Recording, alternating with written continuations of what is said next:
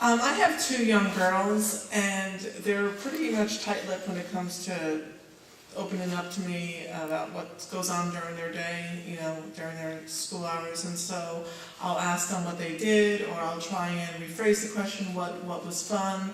And I always get, Mom, you're asking the same question every day. I play with this person, this person, this person, this person. Don't ask me again. Right. So how do you have any suggestions on how to engage them so that they can, I even, Yes, stop asking those questions.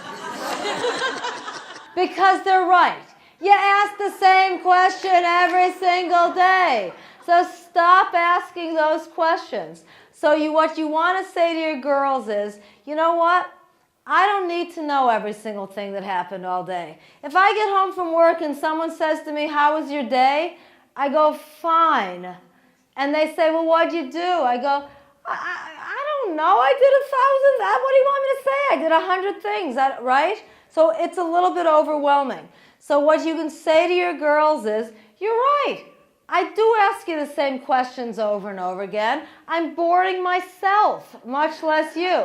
So from now on, here's what I want from you girls.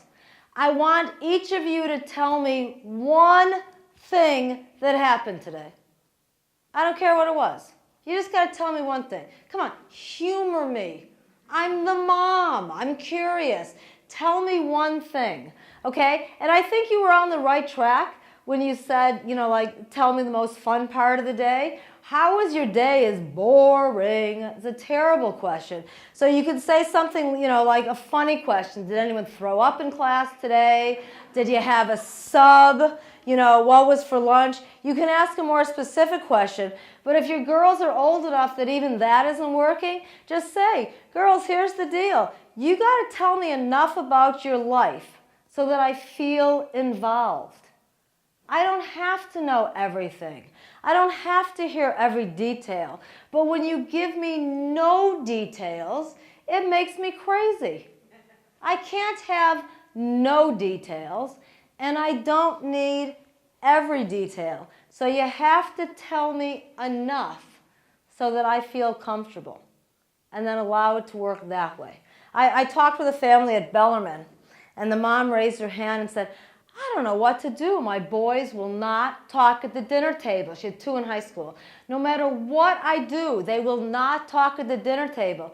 I said, well, what are you talking about? She said, school. I said, well, what do they like? She said, football. I said, so why don't you talk about football at the dinner table, right? You'll hear about school. The teacher will call you if there's a problem. If you want your kids to talk about something that interests them. And here's another trick. When you say, how was your day? And they go, Mom, you go, oh, let me tell you about mine. Oh, they'll start talking because they do not care about our day. So you could bore them with your day, and then they'll interrupt to get their point across.